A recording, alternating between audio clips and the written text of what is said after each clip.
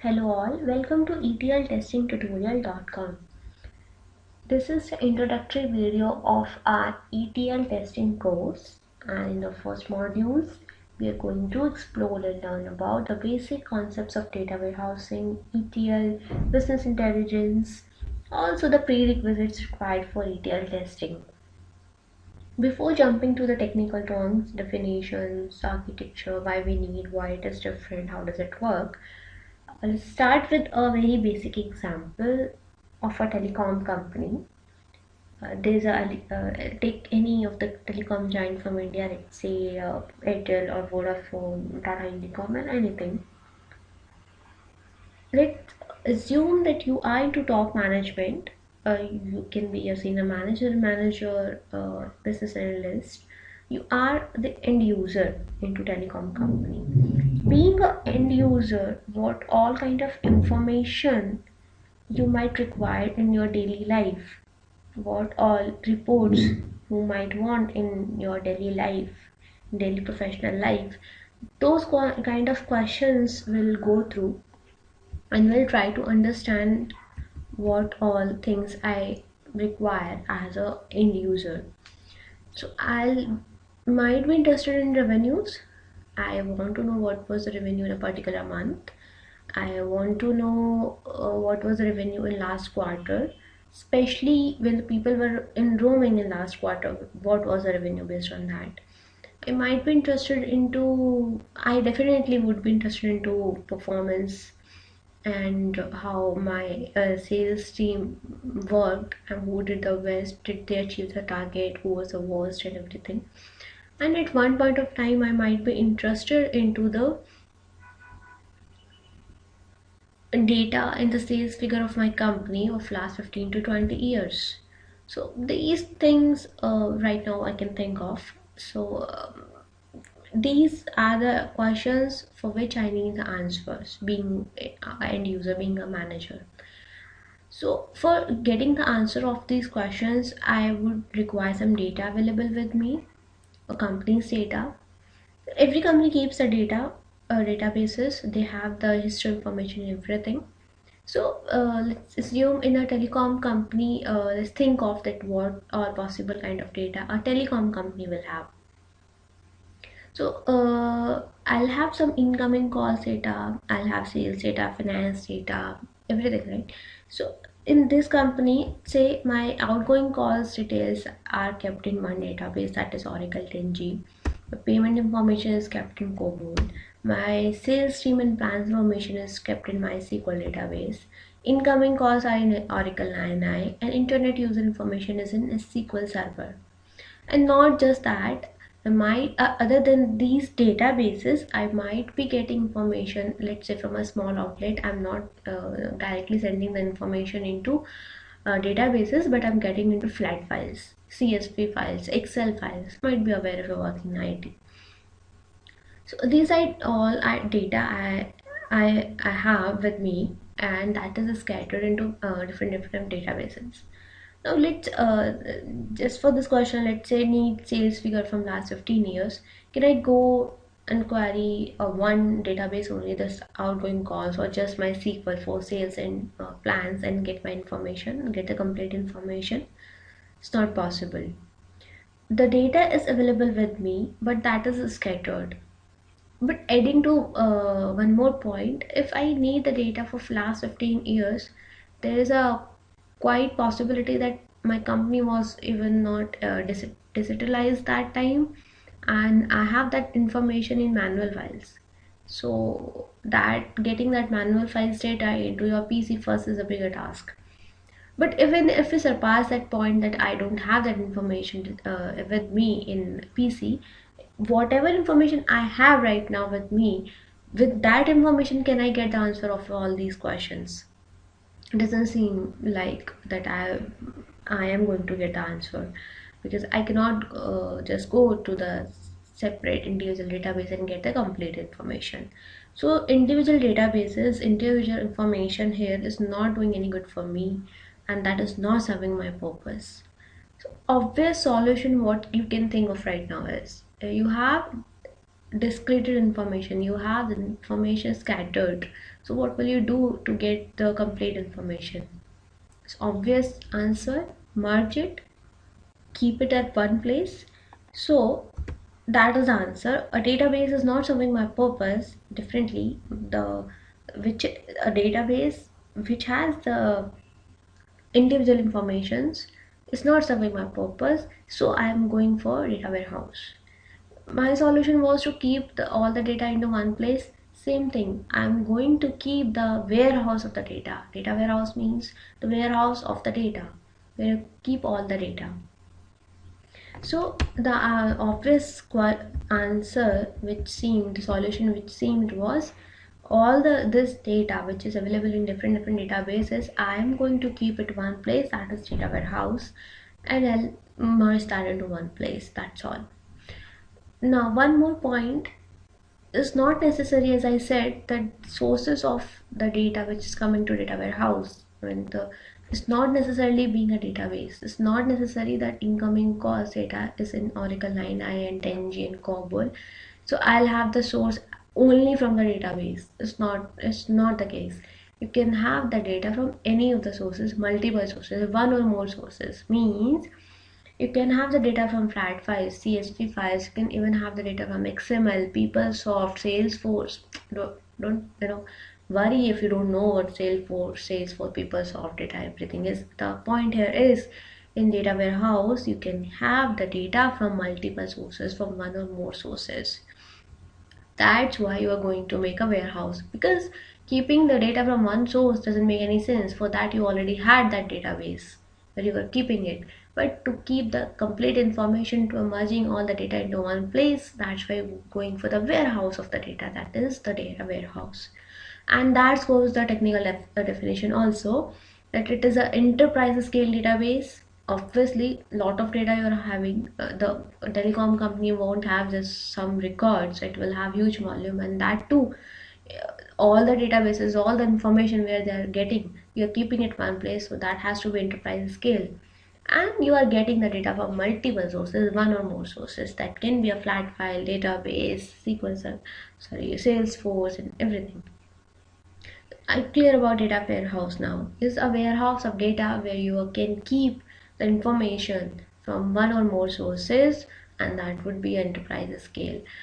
And important point, why you are going to keep it, because the business, I was a senior manager, I wanted the answer of those questions for reports, so that I can use that for my decisions.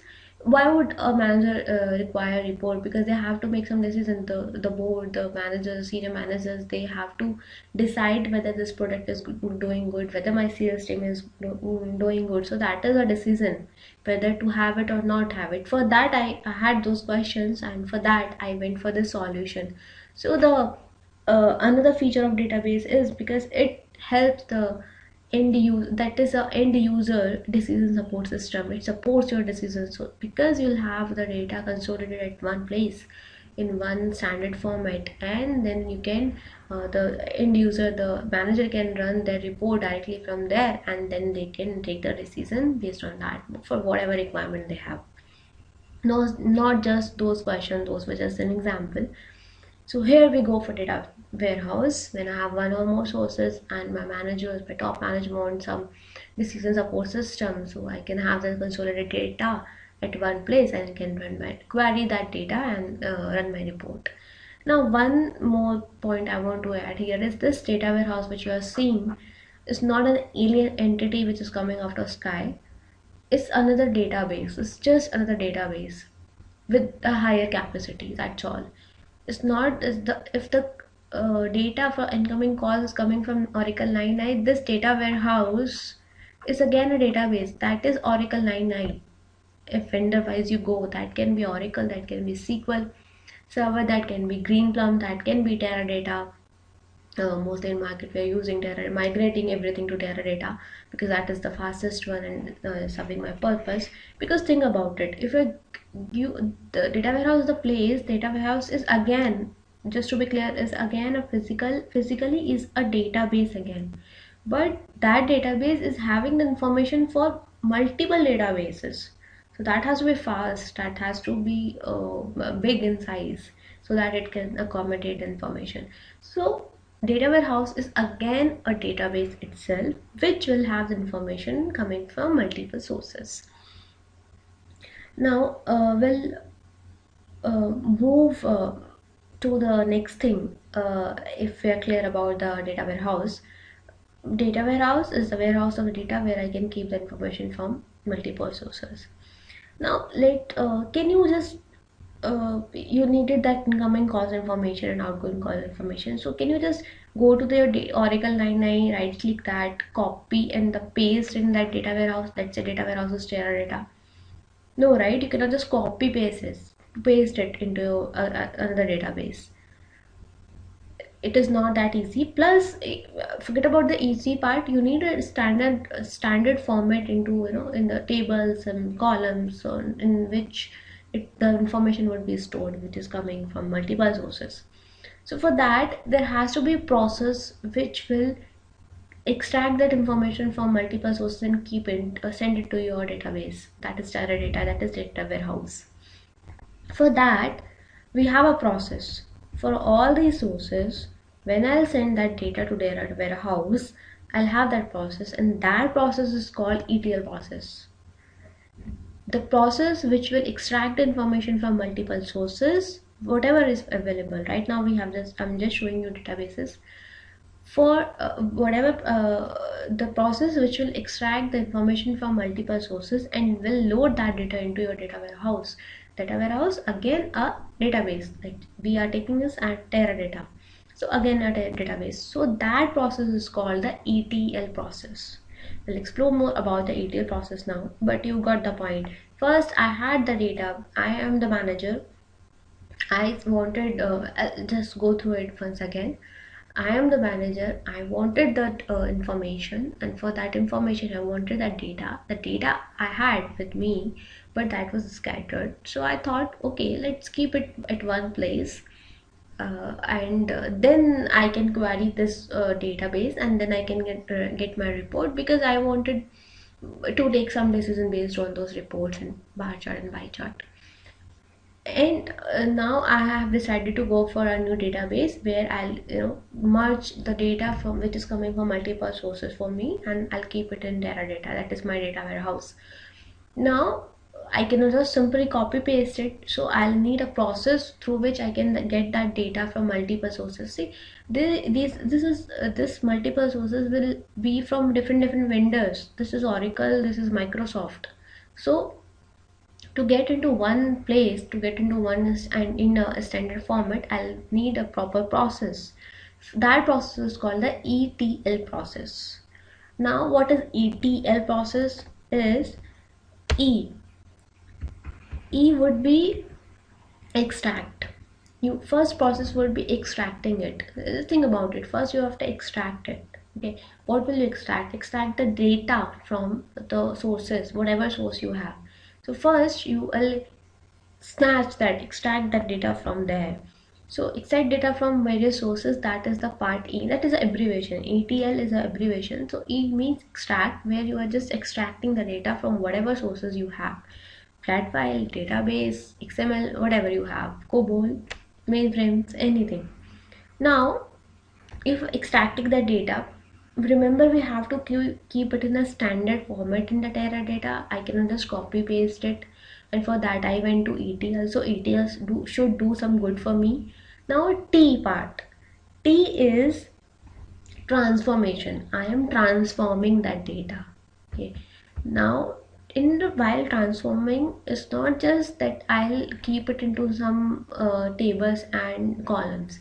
If I'm getting the data from the database, that would already be in some table and columns, and if it is flat file, that won't be. So I have to keep it in table and columns, everything. I have to check whether I'm getting the correct data or not. I have to check whether I am getting null values, whether I am getting invalid values, whether I'm expecting date field and I'm getting some numeric value in the date. That can be possible. So the point here is I have to transform data which I'm getting from the multiple sources to keep it into standard format. For that, I'll apply some business rules. I'll apply the data validation. We'll go through the complete transformation part. What is data validation? What is applying business rule in depth, in real depth in next modules, while learning the ETL testing. That is the ETL testing. This transformation is a very bigger part of ETL testing. So just keeping it in one standard format, the format the manager wanted, so that that manager can get the information and get the answer of those questions, transforming that data into that part, into that way, is applying business rules, is the data validation. First, whether I'm getting the correct data, whether I'm getting the complete information, if there is some nulls, if there is some good data or not, whether I'm getting that, and also keeping the data which I'm getting into the way that, so that my manager can get the reports, can get the answer of all of his questions. So I'll apply some business rules also in the transformation part. So I'm transforming that data, and ultimately when I've transformed it, then I'll load that data. I load that data into my Teradata, into my data warehouse. So that is the ETL process. First, loading that data into my data warehouse is through the ETL process. E will first extract it, then we'll transform that data into standard format, we'll apply the business rule, we'll do data validation and verification, and then finally I load the data. So that is called the ETL process. ETL process we have understood.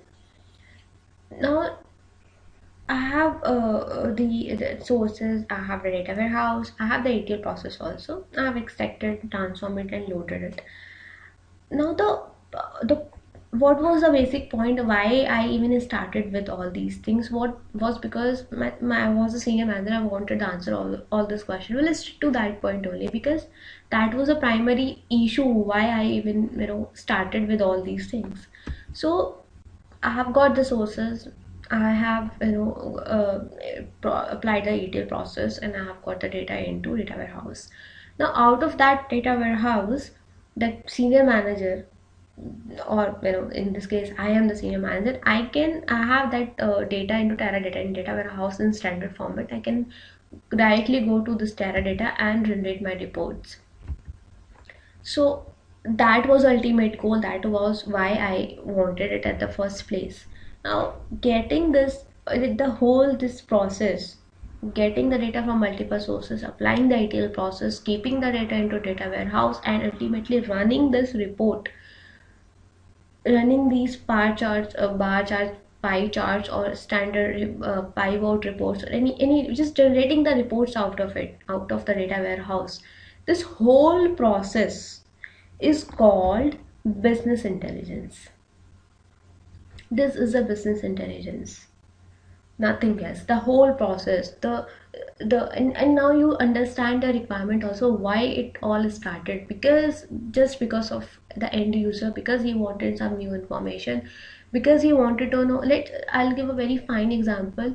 Let's say my company was planning to launch a new product, and I very well knew that that won't do any good in India, but I just couldn't go and tell the board that, dude, it's not a good idea, don't do it, and as if they are going to trust me.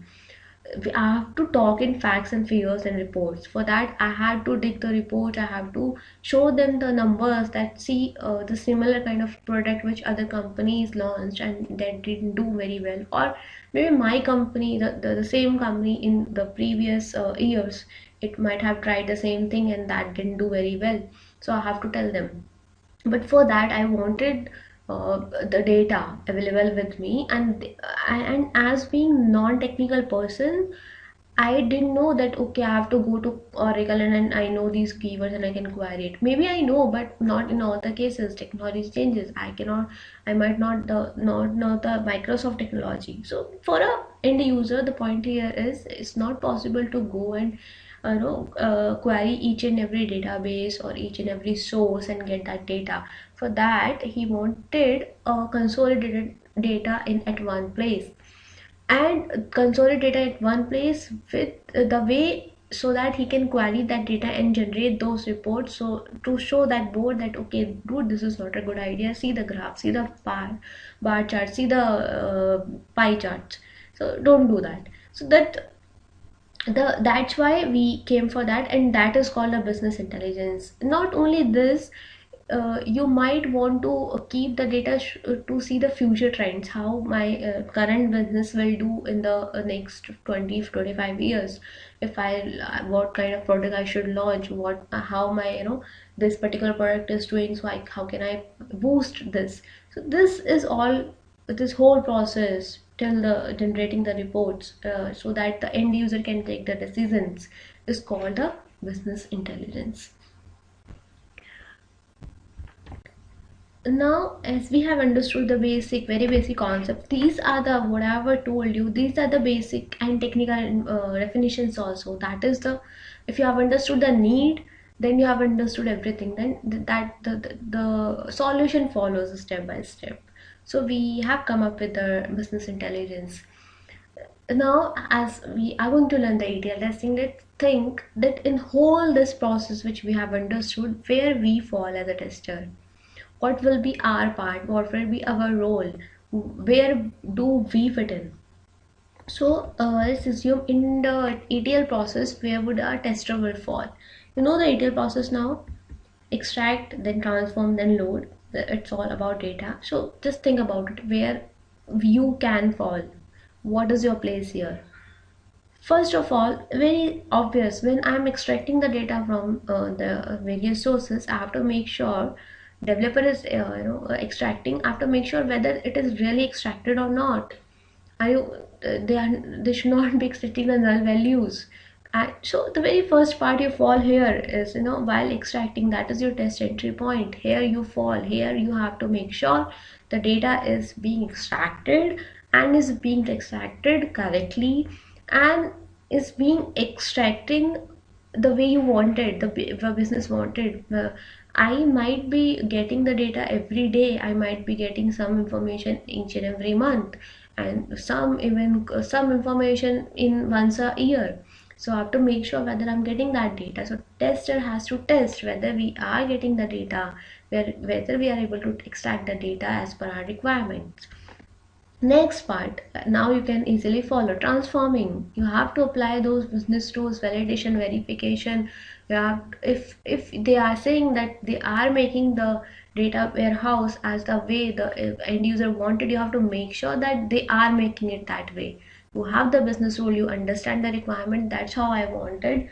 The manager will tell you that that's how I wanted, and that's how we been doing these things. Let's say for if you are a manual tester and you are testing your website, then the analyst, when you get the BR and FI, you come to know that that's how they want it. The same way here, they will tell, this is how I wanted my table, this is the piece of information I want, and that's how it should be stored so that I can query it.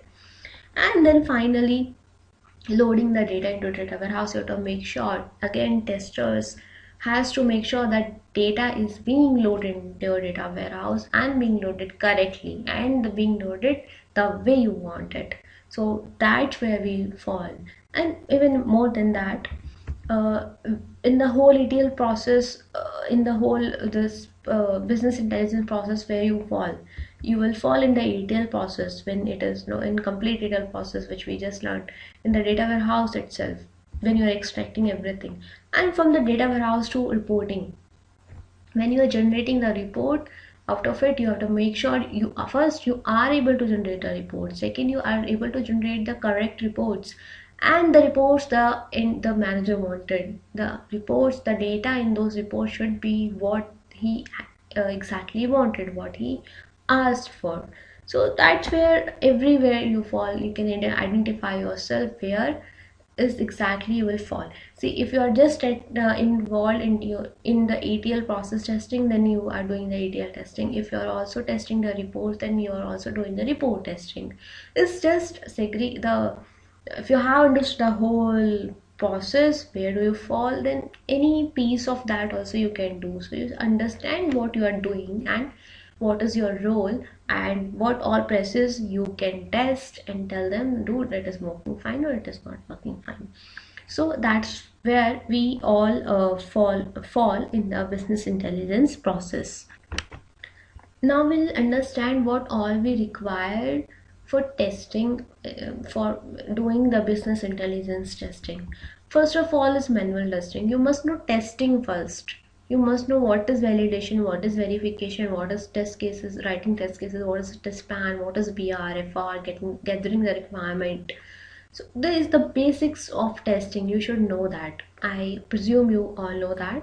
So that is a very basic requirement which is must. Database knowledge. Database knowledge means what database you are working. The data warehouse is again a database, so you should know that database. You should know what are the keywords. You should know that how can you you should know the structure, not in depth that in that structure that okay you have to develop something or you have to run the jobs and all. No, you should be able to have the overview. Okay, this is the database and that's how these are the keywords and that's how I can query. That is very important for your own good, for have a bigger picture and better picture so that you can do better. And database query language, SQL, that is the uttermost important thing which you should know while doing the ETL testing. See, the funda here is SQL, which is the language from which you query the database.